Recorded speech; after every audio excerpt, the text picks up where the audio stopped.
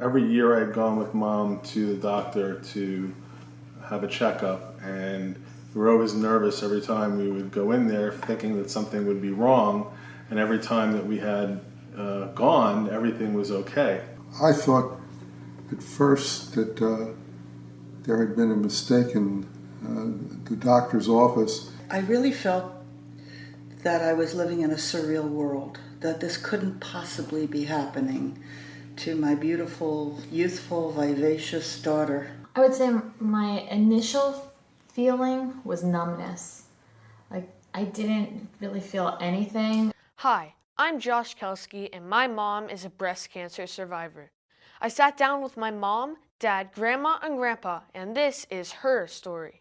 Things got quiet and the doctor came in, and she was very polite, and she said, you know, there's something that we didn't see previously on this particular scan. I felt, it sounds weird to say this, but guilty, because I'm 75 years old, and I said to myself over and over again, this is so wrong in any way you can think about it. Everything was very analytical in my brain at that point. I was just kind of absorbing what I had to do, not so much absorbing what I had. The wild card in this whole thing was Mom having this genetic testing, because we knew that the genetic testing was going to dictate the outcome. Every human has both BRCA1 and BRCA2 genes. These genes protect you from having breast cancer. However, these genes can be mutated. My mom is one of less than 10% of women that have a BRCA mutation, which stopped protecting her from having breast cancer. In turn, she was diagnosed with BRCA-positive breast cancer. This diagnosis made her surgery more invasive. She now would need to have a double mastectomy and remove both of her breasts. For our family, this test changed everything.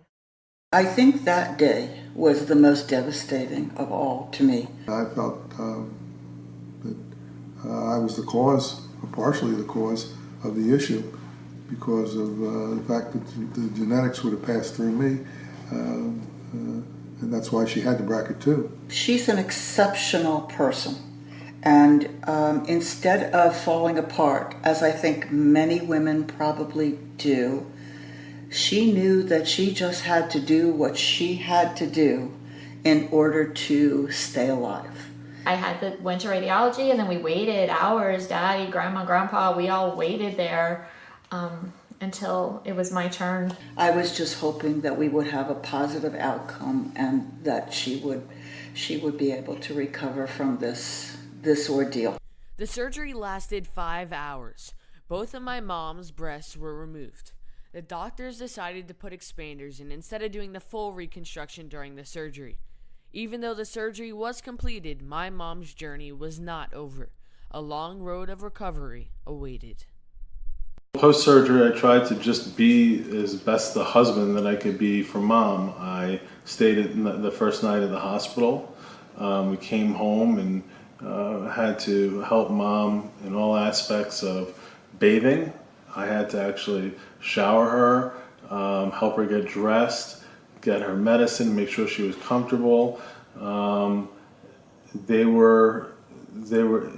is a pretty independent person, so the fact that she was dependent upon me to do a lot of those things, I think, was probably a little frustrating for her. I hope I did a good enough job trying to help out, but it was a lot that you don't think about. If you have dense breasts, you get the ultrasound, because that is what I feel either saved my life or prevented me from having so much more treatment that I would have needed had this not been found. And I had waited a year. My cancer had gone outside the tumor, so it would have spread. You need to go in for this ultrasound. Mammogram didn't find anything on Mom. It was the ultrasound that did. That ultrasound, I'm just so grateful for it. And I'm grateful for Dr. Grover for reading it and seeing the difference and taking the time to compare my prior studies and finding that 7mm mass that saved my life. This is the first part of my mom's story. She has 2 surgeries planned in the upcoming months. The first surgery will put her permanent implants in, and her second surgery will be a hysterectomy, which will lower the possibility of reoccurring cancer. I hope that my mom's story will help other families that are going through this.